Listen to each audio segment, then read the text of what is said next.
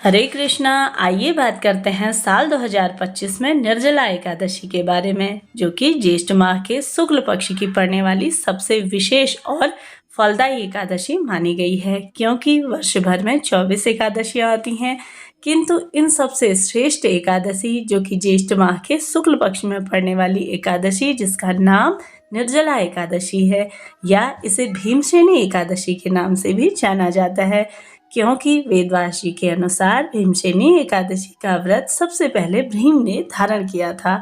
इस कारण से इस एकादशी को भीमसेनी एकादशी भी कहा जाता है। जैसा कि शास्त्रों के अनुसार अगर आप वर्ष भर में पूरी 24 एकादशियों का व्रत धारण नहीं कर सकते, तो केवल एकमात्र निर्जला एकादशी का व्रत धारण करके आप 24 एकादशियों के व्रतों का फल प्राप्त कर सकते हैं। ये बात करते हैं कि एकादशी तिथि कब प्रारंभ हो रही है। तो साल 2025 में एकादशी तिथि प्रारंभ होगी 6 जून को सुबह के समय में 2:15 पर, और एकादशी तिथि समाप्त होगी 7 जून को सुबह के समय में 4 बजे से 4:47 पर। इसके साथ ही निर्जला एकादशी का आपको व्रत धारण करना है 6 जून के दिन। 6 जून के दिन गृहस्थजन व्रत धारण करेंगे, और 7 जून को जो वैष्णव संप्रदाय के लोग हैं इस्कॉन से जुड़े हुए, वह लोग व्रत धारण करेंगे। इसके साथ ही साथ जैसा कि एकादशी के तिथि के नियम 10वीं तिथि से ही प्रारंभ हो जाते हैं शुद्ध सात्विक भोजन ग्रहण करने के बाद। जैसा कि अगले दिन आपको एकादशी के दिन ब्रह्म मुहूर्त में जागने के बाद आपको विधि विधान से भगवान श्री हरि विष्णु का पूजन करना है। साथ ही साथ जैसा कि ज्येष्ठ माह के दिन बहुत बड़े होते हैं और अधिक प्यास लगती है, इसलिए इस व्रत का महत्व और अधिक बढ़ जाता है। इसलिए यह व्रत अत्यंत ही श्रम साध्य होने के साथ साथ कष्टदायी और संयम से करने वाला है। ऐसी दशा में इतना कठिन व्रत रखना सचमुच बहुत साधना का काम है। ताकि सुबह के समय में आपको ब्रह्म मुहूर्त में जागने के बाद आपको विधि विधान से भगवान श्री हरि विष्णु का पूजन करना है। घर पर एक सुंदर सी चौकी लगा लीजिए, उसमें लाल पीले रंग का वस्त्र बिछाकर और विधिवत रूप से भगवान श्री हरि विष्णु की जो भी आपके पास फोटो प्रतिमा हो उसे विराजमान कर लीजिए। शंख में दूध भर के आपको ओम नमो भगवते वासुदेवाय नमः इस तरह से सरल से मंत्र का जाप करते हुए आपको उनको स्नान आदि कराना है। पीले रंग के फूल, पीले वस्त्र और मौसमी फलों का आपको भोग लगाना है। साथ ही घी का दीपक प्रज्वलित करके अपने हाथ में फूल, अक्षत और जल लेकर के अपने व्रत का संकल्प ले लेना है। साथ ही साथ मेरे चैनल पे आप सभी के लिए कथा डाल दी जाएगी, उसे भी अवश्य से सुनिए, और इसके बाद आपका व्रत पूर्ण होता है। अपनी मनोकामना कहते हुए, हे भगवान श्री हरि विष्णु, मैंने इस नियम अनुसार या अपनी मनोकामना के लिए यह व्रत धारण किया है, इसे पूर्ण करें।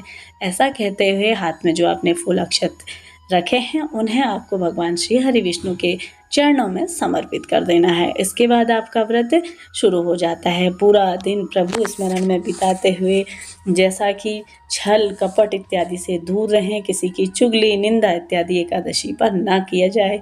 साथ ही प्रभु स्मरण सरल से मंत्रों का जाप करते हुए, जैसा कि विष्णु सहस्रनाम स्तोत्र का आप पाठ कर सकते हैं, या इसके साथ ही आपको पूरा दिन भजन कीर्तन में बिताते हुए शाम के समय में विधिवत रूप से पूजन करके, जैसा कि रात्रि जागरण का भी इस व्रत में विशेष विधान माना गया है।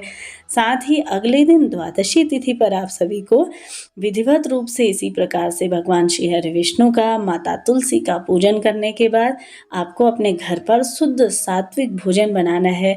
जैसा कि भोजन में आप खिचड़ी इत्यादि बना सकते हैं, खीर बना सकते हैं, चावलों का भोग बनाइए। इसके बाद आपको भगवान श्री हरि विष्णु को भोग लगाना है।